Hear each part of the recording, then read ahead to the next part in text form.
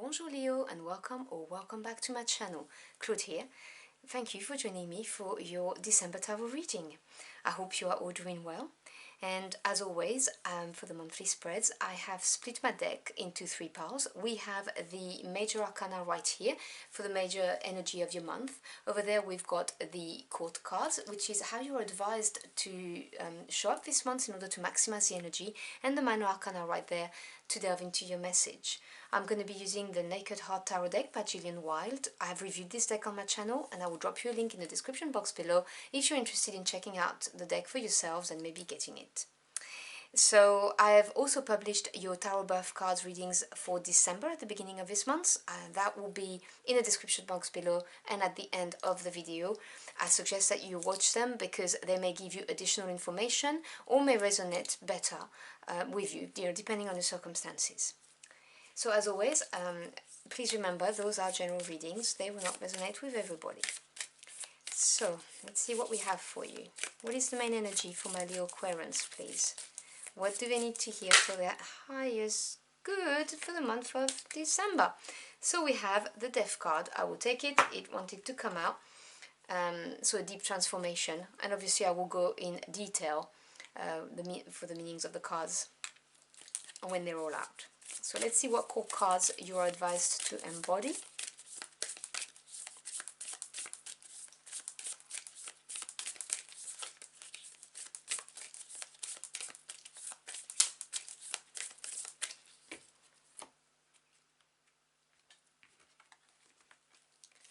So you're advised to embody the qualities of the Movement of Cups. Now movement is a knight in this deck. So this is the Knight of Cups. So water energy here. And I believe that Aries was advised to embody the Queen of Cups energy. So again, water energy, which is interesting because you're fire signs, which is your opposite, obviously. So let's see what we've got.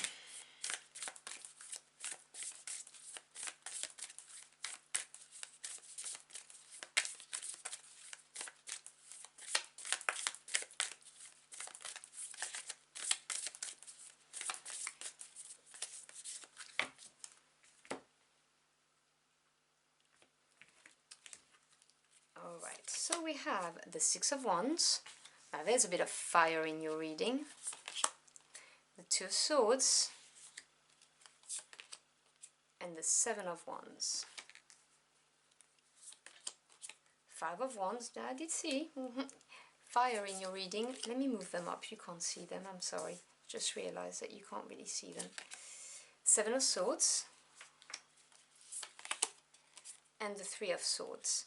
Bottom of the deck, which is the energy you may not be aware of, but definitely at work, this is the Six of Cups. Okay, so six is, you've got two, by the way, Six of Wands and Six of Cups. Six is harmony after having overcome a change or a challenge. And I always say this, that when we embrace a change and we go with the flow, it's an opportunity to grow. When we resist it, it becomes a challenge. Now the Six of Cups, because it's water energy, which is to do with your feelings, your emotions, is a beautiful card of emotional harmony. This is a card of happiness.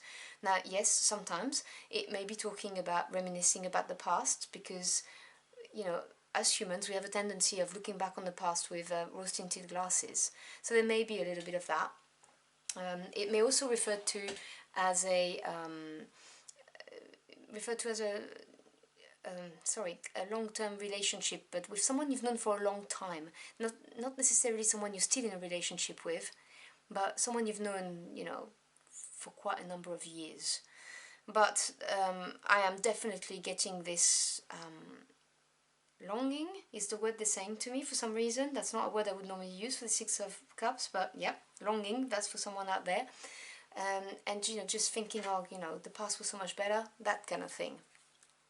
And if you're not aware of it, this is something obviously that's happening subconsciously. So your main energy is the Death card. Now the Death card is a card of deep transformation.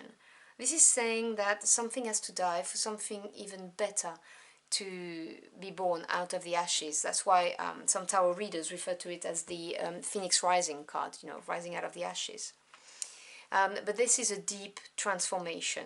it's not a negative card. You know, we all go through cycles of transformation.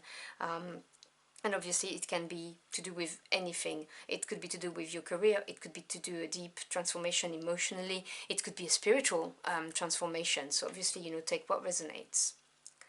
But I can see that there's been frictions and troubles, discordances, competition. That's the fire element, okay, the ones, and they represent passion, desire, and your spirit. And the five is really this element of disruption. So it may represent conflicts, it may represent arguments, it may represent competitions at work, or internal conflicts too. And this is under the Six of Wands. The Six of Wands is a beautiful card of victory, of success. This is someone who's tackled on the competition or tackled on something that was very difficult, very challenging, and they're coming back victorious and successful. And there is this element of, you know, people admiring this, admiring that fire that got you successful in the first place. And there's also an element of this card, which I don't often sense, but I do sense it today, so I will mention it, of jealousy. You know, people seeing you as this wonderful, strong people, strong person, and there's a bit of jealousy. You've overcome the competition is what I'm seeing, and you've had to fight for it, but you have overcome it. And then comes the Two of Swords. And in order to overcome the Two of Swords, which I'm going to explain, you are advised to embody the Knight of Cups energy. So the Knight represents taking action. So the first bit of the advice that you're getting here is that you're going to need to take action. But Cups is to do with the emotional realm. So this is everything to do with your intuition, with your feelings and your emotions. The Knight of Cups is someone who is going after their happiness. They're holding, generally speaking, in a traditional representation, they hold a cup with water in it, and that cup is what ultimately will fulfill them emotionally. This is their mission. They need to get there. And this is your ideal dream, your ideal life, you know, whether it's a dream career, a dream relationship, a dream job, a dream home, whatever this is for you. This is what this card talks about. This is taking action to follow your dream. And really going with your gut as well. Because right now, this is the standstill, this is blocked energy. This is the Two of Swords, mental energy, and you've got the Seven of Swords right there. So the Two of Swords is a card of, I'm protecting myself, I am not making any decision, I'm not moving. And it could be for a myriad of reasons. And obviously there's no judgment here, please, you know, I completely understand. You may have been hurt, so you don't want to make a decision, you don't want to drop your guard, or you may feel you do not have enough information in order to make an informed decision. And you've got the Seven of Swords here. Now the Seven of Swords for me is the work smarter not harder card. This is thinking out of the box, coming up with an alternate strategy in order to unblock yourself. But in the shadow side of this, and for some of you, I do feel the shadow side of it, this is a card of people having done things behind your back, which is why you had this card of, you know, conflicts, competition. And as I said to you, for some of you, I'm sensing that there's jealousy going on here because you've reached a certain level. And I think it's, you know, creating that kind of jealousy. It could be at work, could be your family being jealous of you. I mean, who knows, you know, people react in strange ways when we're successful. So there is that aspect of the Seven of Swords. The other thing I'll say to you is that you may have to keep your cards very close to your chest. Because there is this level of, you know, covetedness. But that's not for everybody. Generally speaking, in order to unstick yourself from this energy of, ooh, I don't want to move, I don't know what to do, you need to take the least trodden path. You need to think out of the box and do something that maybe you wouldn't have done before. Be ready to do something that you may not have done before. And by that I mean be ready mentally. Because you're going to have to stand your ground. Okay, you are changing, you are going through a deep transformation, and this is you standing your ground and going, do you know what, I don't have to justify myself. I really don't. If you don't like it, tough. That's what they're saying. I'm sorry. I'm talking exactly as what I'm hearing in my head right now, because that Six of Wands is you. You've you've earned that victory, that success, that status, whatever the case may be. And this is you going, I'm standing my ground, I'm defending this tooth and nail, and I will not give up. And the Seven of Wands is really the card of persisting. You've got a higher ground, so persist. Um, and you've got two sevens, okay? And the sevens are numbers of self-analysis. Self-analysis is a very powerful thing to do, because this is how you draw from your experience, and then you get that confidence to move in the correct direction, the one that's correct for you. And so that's why you go from that of swords to Seven of Wands, where you're like, enough is enough. I shouldn't have to defend or justify what I've done, but here I am, and I will not budge. You will not make me change my mind. That's what I'm hearing. And this is supported by the Three of Swords, and the three is growth, expansion, swords being the mental realm. This is the breakthrough. This is the mental breakthrough. This is you going, enough. Now, swords can cut, so it's not an easy energy, and you may have to not be very nice to someone. There's no other way of saying it. You may have to cut someone out of your life. It may be this energy I was feeling from the Six of Cups when I said it may be someone you've known for a very long time, but they're standing in your way. I'm really getting this energy of they can see you growing, you changing, or you've reached a certain landmark in your life, whether it's at work or emotionally or spiritually, and they don't want to let you go. They're trying to stop your growth and your evolution, and this is why there's discordances, there's conflicts, and as I said, it could be at work as well, or at home, okay? But this is you going, no, that's it, I've had my mental breakthrough, I will not back down, I shouldn't have to, and you are following your dreams, basically, whatever it is that your dream is, you're going for it. So you're either defending a relationship that you fought to stay in or to get, you may be defending a choice in career, you may be defending your business, whatever it is, or even your deep beliefs.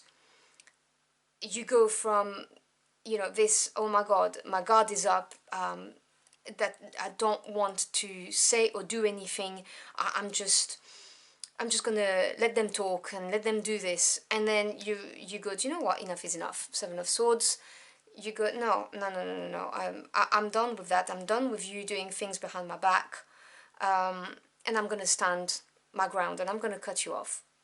That's the message I'm getting. Or I'm going to ask you to step aside. It doesn't have to be cutting off someone literally, obviously, you understand what I'm saying. But this is something to do with someone you've known a long time, or you've been in a job for a long time and you reminisce because it used to be good but it's not anymore. Whatever the case may be, this is what I'm getting. And for some of you, but really just a handful of you, this is to do with defending your emotional happiness, because the Six of Cups is also the emotional happiness, so it could be that defending your dream, which is that cup that the Knight of Cups holds. So I'm going to close out your reading by putting out a final message. So can we have a final message for my Leo Aquarians, please? But you're definitely going to be moving on. I can see that. I can hear you roar.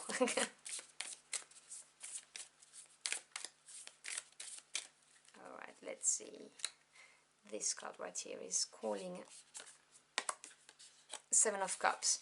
Yes, so you may be feeling right now like your head is blurry, unsure, because the Seven of Cups talks about overwhelm. This is really the looking at a situation, different opportunities, possibilities, and feeling overwhelmed, being unsure of which one to choose.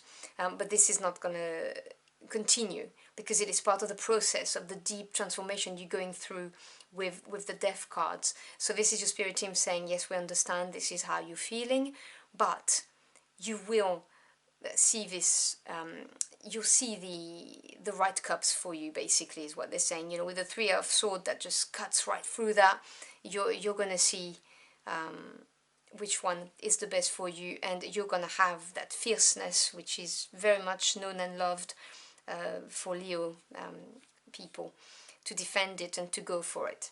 So I hope you've enjoyed the journey of the cards with me. If you found this message helpful in any ways, do let me know in the comment box below. I'd love to hear from you. As always, thank you for your time. It's your most precious commodity. I'm truly humbled you chose to spend it with me. Don't forget to check out your tarot birth card readings to get more information. Or if this reading did not really resonate with you, the other one may resonate better. I wish you a wonderful month, and I will see you again very soon. Until next time, au revoir.